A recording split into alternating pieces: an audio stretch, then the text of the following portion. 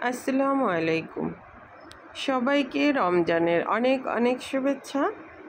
ইফতারের টেবিলে বেগুনি না হলে কিন্তু আমাদের জমে না, তাই না? আর সেটা যদি দোকানের মতো ফুলকো বেগুনি হয় তাহলে তো আর কথাই নেই।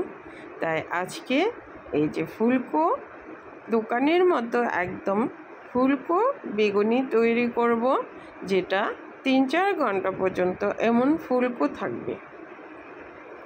সেই রেসিপিটি আজকে আপনাদের সাথে শেয়ার করব।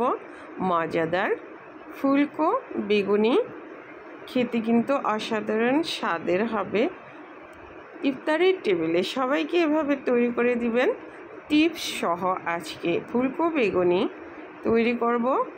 তাহলে এখন কিচেনে চলে যাচ্ছি।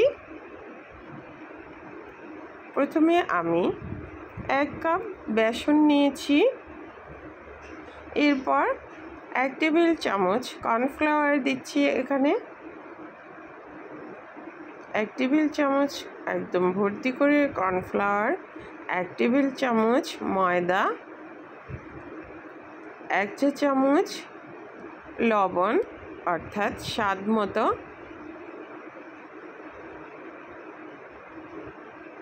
দিয়ে এখন সব কিছু মিক্সড করে নেব।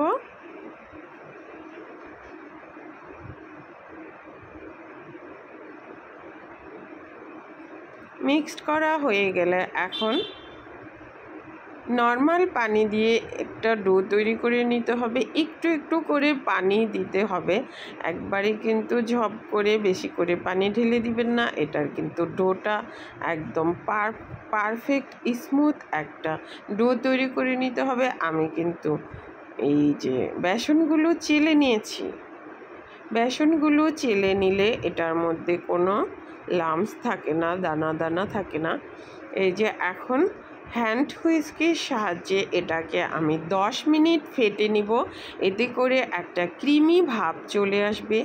10 মিনিট আপনারা চাইলে বিটার দিয়েও এটা ফেটে নিতে পারবেন, চাইলে ব্লেন্ডারেও করে নিতে পারবেন, তাহলে এটা তাড়াতাড়ি হয়ে যাবে।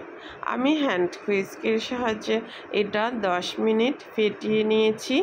এখন দিয়ে দিচ্ছি এই যে খাবার সোডা, 1 চা চামচের 4 ভাগের 1 ভাগ খাবার সোডা দিলাম। বেশি কিন্তু দেওয়া যাবে না, এতে করে এটা দীর্ঘ সময় ক্রিস্পি থাকবে, ফুলকো থাকবে। এখন এই যে 1/2 চা চামচ হলুদের গুঁড়া দিয়ে দিলাম, আর 1 চা চামচ মরিচের গুঁড়া দিয়ে দিলাম। ধনিয়ার গুঁড়া দিয়ে দিচ্ছি এখানে 1 চা চামচ দিয়ে এখন বেটারের সাথে মশলাগুলো মিক্সড করে নিচ্ছি। আর সবশেষে সিরকা দিয়ে দিচ্ছি 1/2 চা চামচ।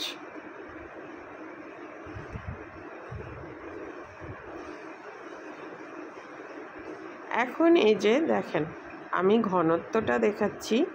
এই যে আমি একটা চামচে এটা বেটারটা নিয়েছি, দেখেন এই যে চামচ থেকে কিন্তু পড়ে যাচ্ছে, কিন্তু একটা কোটিং হয়েছে চামচে। তাহলে বুঝে নেবেন যে বেটারটা পারফেক্ট হয়েছে, ঘনত্বটা পারফেক্ট হয়েছে, যাতে করে বেগুনের সাথে কোটিং হয়।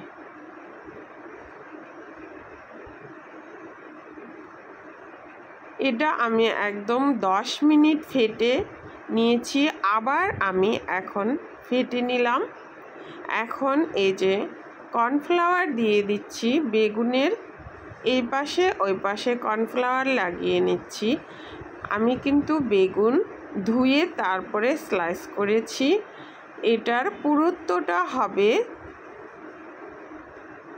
2.5 থেকে 2 ইঞ্চি, অর্থাৎ পুরুত্বটা একদম পাতলা হবে। পাতলা না হলে কিন্তু বেগুনি ফুলবে না।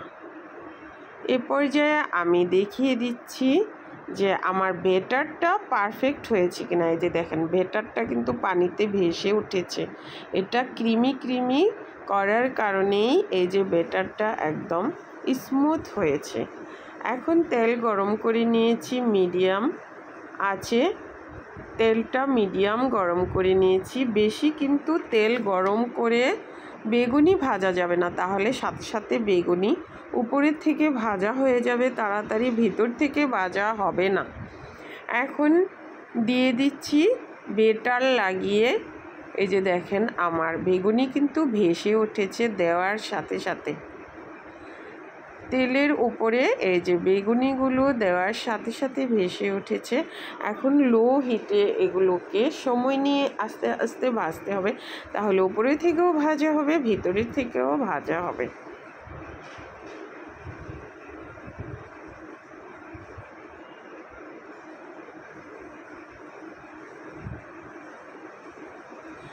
এখন এই যে লো হিটে আস্তে ধীরে ধীরে আমি এই যে ভেজে নিয়েছি, এখন তুলে নিচ্ছি। পরের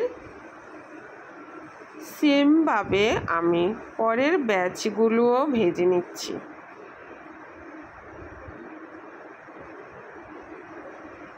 পরের ব্যাচগুলোতেও আমি এভাবেই বেটার লাগিয়ে নিচ্ছি। আর লো হিটে এটাকে আস্তে ধীরে ভাজতে হবে। এটা খেতে কিন্তু অনেক স্বাদের ছিল, ভীষণ মজাদারও ছিল। পরবর্তীতে আমি আপনাদের আরও বেগুনির রেসিপি বিভিন্ন স্টাইলে করে দেখাবো।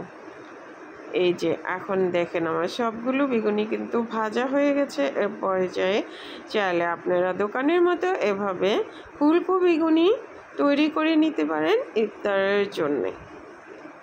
আজকে তাহলে বিদায় নিচ্ছি। সবার ভালো থাকবেন, সুস্থ থাকবেন, আর আমার রেসিপিগুলো ফলো করবেন। সাবস্ক্রাইব করে নিয়মিত পাশে থাকবেন আশা করছি।